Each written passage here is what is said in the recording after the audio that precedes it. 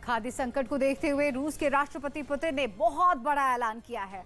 Putin ने कहा है कि यूक्रेन के बंदरगाहों से अनाज निर्यात करने में कोई दिक्कत नहीं आएगी। भरोसा देते हुए उन्होंने कहा है कि हम बिना किसी समस्या के उनको सुरक्षित मार्ग की गारंटी देंगे। यूक्रेन युद्ध के बाद दुनिया के कई देशों पर खाद्य संकट मंडरा रहा है। ऐसे में रूस के राष्ट्रपति का ये ऐलान बहुत मायने रखता है। अफ्रीकी संघ के अध्यक्ष ने रूसी अनाज के खिलाफ प्रतिबंध की मांग की थी। साथ ही साथ कई और देशों ने यूक्रेनी बंदरगाहों को सुरक्षित करने की बात कही थी ताकि अनाज की आपूर्ति हो सके। Пожалуйста, можно вывозить через порты, которые находятся под контролем Украины. Ну, прежде всего, это Черноморского бассейна, Одесса и... जंग के 100वें दिन एक विस्फोटक खबर सामने आई जिसने अमेरिका से लेकर यूक्रेन तक खलबली मचा दी, क्योंकि ब्रिटेन के अखबार द डेली स्टार की रिपोर्ट है कि यूक्रेन के युद्ध के बीच पुतिन अपनी एक और घातक मिसाइल का टेस्ट करने की तैयारी में, और दावा है कि यह टेस्ट होगा अगले हफ्ते 6 जून से 10 जून के बीच, जिसके लिए जगह भी तय कर ली गई है। यानी यूक्रेन युद्ध के बीच एक और मिसाइल टेस्ट होगा जिसके जरिए रूस कहीं भी कहर बरपा सकता है। हालांकि रूस इस बार अपने जखीरे से कौन सी मिसाइल निकालेगा, इस पर अब भी सस्पेंस बना हुआ है। लेकिन इतना तो साफ है कि मिसाइल जो भी होगी वो दुनिया को दहला देगी, क्योंकि रूस ने एक बेहद ताकतवर इंटरकॉन्टिनेंटल बैलिस्टिक मिसाइल के टेस्ट लॉन्च की चेतावनी जारी की है और एहतियात के तौर पर इंग्लैंड से भी बड़े अपने एक इलाके में लॉकडाउन तक लगा दिया। रूस का यह इलाका है कमचत्का प्रायद्वीप, जो कि रूस के पूर्वी छोर पर है, और खबर है कि रूस के अधिकारियों ने एक नोटिस जारी करके कमचत्का में रहने वाले लोगों और वहां घूमने पहुंचे पर्यटकों को आगाह किया कि वो अगले हफ्ते होने वाले मिसाइल टेस्ट से सावधान रहें, क्योंकि मिसाइल का मलबा आसपास गिर सकता है। रूस ने मिसाइल टेस्ट से कमचत्का प्रायद्वीप के जो इलाके खतरे में बताए हैं उनमें तिग्लिस्की, किर्गिंस्की और ऊस्ट कमचास्की जैसे जिले शामिल हैं। ऐसे में रूस ने कमचत्का प्रायद्वीप के इन इलाकों में लोगों के आने जाने पर रोक लगा दी है, टूरिस्ट स्पॉट बंद कर दिए हैं और हवाई उड़ानें भी रद्द कर दी हैं। अप्रैल में रूस ने अपनी जो सरमात परमाणु मिसाइल टेस्ट की थी वो भी कमचत्का प्रायद्वीप में ही अपने टारगेट पर फटी थी, और दावा है कि रूस उसी तरह की कोई ताकतवर मिसाइल इस बार भी टेस्ट कर सकता है। यानी साफ है कि पुतिन के तेवर नरम पड़ते नहीं दिख रहे और ऐसा लग रहा है कि वो इस जंग को यूक्रेन से भी आगे ले जाने की तैयारी में है। कानपुर हिंसा मामले पर समाजवादी पार्टी ने सरकार पर बड़ा हमला बोला है। समाजवादी पार्टी ने कानपुर हिंसा मामले पर योगी सरकार को निशाने पर लिया। अखिलेश यादव ने अपने ट्वीट में इसे सरकार की नाकामी करार दिया। कानपुर हिंसा के बाद लखनऊ में भी सुरक्षा बढ़ा दी गई है, जिसके लिए पुलिस के बड़े अधिकारी की अगुवाई में भारी संख्या में जवान सड़कों पर उतरे। कानपुर हिंसा के बाद लखनऊ में भी सुरक्षा बढ़ा दी गई है, जिसके लिए पुलिस के बड़े अधिकारी की अगुवाई में भारी संख्या में जवान सड़कों पर उतरे। यूक्रेन को डर सताने लगा है कि पुतिन इस बार एक बहुत बड़ा हमला करने वाले हैं। जंग के 100 दिन पूरे होने के बाद काला सागर में कुछ बहुत बड़ा होने की खबर है।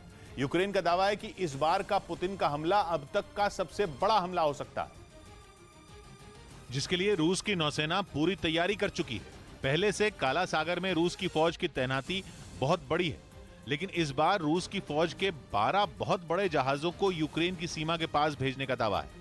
यूक्रेन ने दावा किया कि इतनी बड़ी तैनाती के पीछे जरूर कोई बहुत बड़ा प्लान है। यूक्रेन के तकरीबन सभी बंदरगाहों पर रूस पहले ही पूरी तरह कब्जा कर चुका है।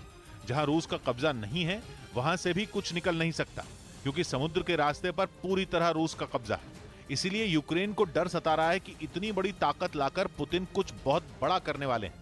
और आशंका ये जताई जा रही है कि अब रूस के टारगेट पर ओडेसा है, जिस पर वो पूरी तरह कब्जा करने के लिए एक बड़ी लड़ाई लड़ना चाहता है, क्योंकि काला सागर और अजोव सागर में लगने वाली यूक्रेन के लगभग सभी बंदरगाहों पर अब रूस का कब्जा हो चुका है। लेकिन ओडेसा अकेला है जहां अब तक रूस कब्जा नहीं कर पाया है। ओडेसा पर कब्जा होते ही यूक्रेन के लगभग सारे समुद्री तट पूरी तरह से रूस की मुट्ठी में हो जाएंगे। वहीं ओडेसा में रूसी भाषा बोलने वालों की बड़ी आबादी भी बताई जाती है, इसलिए रूस की नजर इस शहर पर पहले से है। ऊपर से अगर ओडेसा पर रूस का कब्जा हो गया तो रूस दक्षिणी और पूर्वी यूक्रेन पर पूरी तरह से कब्जे का ऐलान भी कर पाएगा। इसीलिए काला सागर में इस बार की पुतिन की तैयारी पर अटकलों का बाजार गर्म है। यूक्रेन को इसलिए डर सता रहा है क्योंकि 12 बड़े जंगी जहाजों के जरिए रूस की नौसेना बहुत कुछ कर सकती है। 12 जहाजों के जरिए पुतिन हजारों सैनिकों को यूक्रेन पहुंचा सकते हैं। इसके अलावा हथियारों का इतना बड़ा जखीरा पहुंचाया जा सकता है जितना अब तक यूक्रेन की जंग में इस्तेमाल न हुआ हो। अटकलें तो ये भी हैं कि पुतिन का प्लान तो कीव पर कब्जे का ही है, लेकिन इस बार रणनीति अलग होगी। मतलब ये कि पिछली बार की तरह रूस की फौज बेलारूस के रास्ते कीव पहुंचने की कोशिश नहीं करेगी, बल्कि बेहिसाब हथियारों के साथ पुतिन दक्षिणी यूक्रेन के रास्ते कीव पर चढ़ाई का प्लान बना रहे हैं। कई राज्यों में आंधी का अलर्ट जारी किया गया। मौसम विभाग ने यूपी और झारखंड समेत कई राज्यों में अगले 5 दिनों तक आंधी चलने और बारिश होने का अलर्ट जारी किया। साथ ही दिल्ली में भी तापमान में गिरावट की संभावना जताई। सुप्रीम कोर्ट ने उस याचिका को खारिज कर दिया जिसमें ओडिशा के पुरी में जगन्नाथ मंदिर के पास शौचालय बनाने का विरोध किया गया था। साथ ही कोर्ट ने 2 याचिकाकर्ताओं पर 1-1 लाख रुपए का जुर्माना भी लगाया। दिल्ली के पास गुरुग्राम में पुलिस ने गाड़ी चोरी करने के आरोप में 3 लोगों को पकड़ लिया। बताया गया कि गाड़ी चोरी के बाद ये सभी आरोपी एक प्रॉपर्टी डीलर के बेटे को अगवा करने की साजिश रच रहे थे। इस बीच युद्ध के 100वें दिन यूक्रेन का बहुत बड़ा कबूलनामा सामने आया है। राष्ट्रपति वोलोदिमीर ज़ेलेंस्की ने माना है कि उनके देश के 20% हिस्से पर रूस का कब्जा हो चुका है। पूर्वी यूक्रेन में छिड़ी भयानक जंग के बीच ये बयान बहुत अहम है, क्योंकि डॉनबास भी अब यूक्रेन के हाथ से निकलता हुआ दिख रहा है और रूस की सेना वहां ऐसी ताकत के साथ लड़ रही है कि यूक्रेन की फौज के लिए अब डॉनबास में उसका मुकाबला करना लगभग नामुमकिन लग रहा है। इसी दौरान ज़ेलेंस्की ने बयान दिया कि यूक्रेन की जमीन का 20% इलाका रूस के हाथ में चला गया है। इस 20% हिस्से में दक्षिणी यूक्रेन का क्राइमिया भी है, जिसे 2014 में ही रूस ने उससे हथिया लिया था, और डॉनबास के वो हिस्से भी हैं जिन्हें रूस ने 8 साल पहले ही अपने कब्जे में ले लिया था। और अभी तो यूक्रेन के हाथ से उसकी और जमीन निकलने की आशंका है, क्योंकि डॉनबास में लड़ाई किसी एक्शन फिल्म के पावर पैक्ड सीन की तरह चल रही है। वहां के लुहांस्क प्रांत के सेवेरोडोनेत्स्क शहर के 80% हिस्से पर रूस का कब्जा भी हो गया है। इस पर नेटो के महासचिव ने भी वही बात कहकर अमेरिका से लेकर यूरोप तक को टेंशन दे दी, जो कि यूक्रेन और कई रक्षा विशेषज्ञ कुछ वक्त से कह रहे हैं। नेटो के चीफ ने भी माना कि यूक्रेन की जंग अभी लंबी चलेगी। लेकिन इसके साथ ही नेटो महासचिव येंस स्टोल्टनबर्ग ने एक बार फिर दोहराया कि नेटो रूस से सीधी लड़ाई नहीं चाहता। नेटो महासचिव येंस स्टोल्टनबर्ग ने यूक्रेन का साथ दे रहे देशों को आगाह किया और कहा कि हमें लंबी लड़ाई के लिए तैयार रहना होगा। कुछ दिन पहले ही ज़ेलेंस्की के सलाहकार ने भी दावा किया था कि यूक्रेन की लड़ाई सर्दियों तक चलेगी और यूक्रेन में सर्दी का मौसम दिसंबर में शुरू होता है। उससे पहले यूक्रेन के मिलिट्री इंटेलिजेंस प्रमुख ने भी कहा था कि युद्ध इस साल के आखिर तक तो चलेगा ही। घरेलू उड़ानों के लिए भी वायुसेना का एयरबेस इस्तेमाल होगा।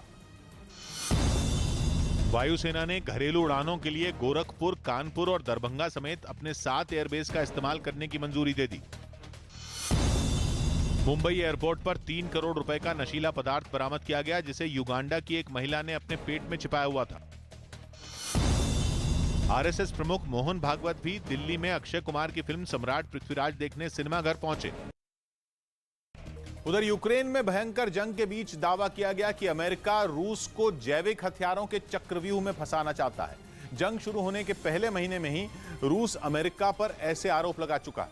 रूस ने दावा किया था कि अमेरिका यूक्रेन में जैविक हथियार बनाने के लिए फंड भेज रहा है और उसकी कोशिश है कि वो रूस को बंदूक और बम जैसे हथियारों से नहीं, बल्कि बैक्टीरिया और वायरस जैसे जैविक हथियारों से हराए, जिसके बाद अमेरिका ने इन आरोपों को खारिज कर दिया था। लेकिन युद्ध शुरू होने के 3 महीने बाद रूस ने फिर से वही बात की।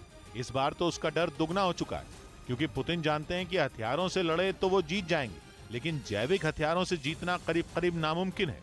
रूस में इस मामले पर बैठक भी हुई, क्योंकि वहां के वैज्ञानिकों का दावा है कि अमेरिका रूस के चारों तरफ प्रयोगशालाओं की बेल्ट बना रहा है और इसके लिए वो यूरोप के देशों का इस्तेमाल कर रहा है, जिनमें यूक्रेन भी शामिल है, जहां की राजधानी कीव में उसका जैविक हथियार बनाने का मुख्य कार्यक्रम चल रहा है।